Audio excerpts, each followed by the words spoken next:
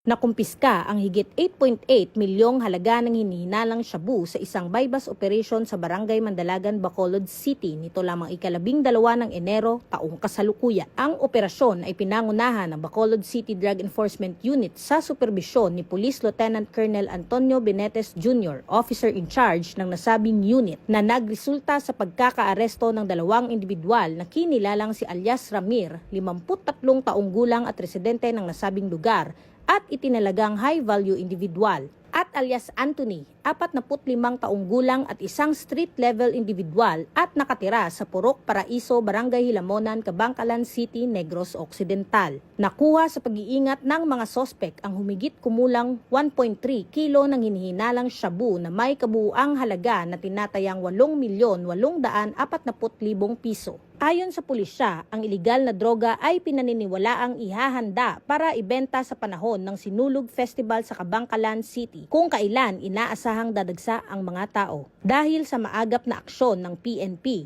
na protektahan ang publiko mula sa posibleng paglaganap ng ipinagbabawal na droga at krimen, kasalukuyang nasa kustodiya na ng pulisya ang sospek para sa tamang disposisyon at haharap sa kasong paglabag sa RA 9165 o ang Comprehensive Dangerous Drugs Act of 2002. Binigyang diin din ng Philippine National Police na ang mga ganitong operasyon ay bahagi ng kanilang mas pinaigting na kampanya upang buwagin ang mga sindikato, putulin ang supply ng iligal na droga, at tiyakin ang kaligtasan ng bawat mamamayan. Patuloy rin ang isinasagawang intelligence operations upang matunton ang iba pang sangkot sa iligal na gawain.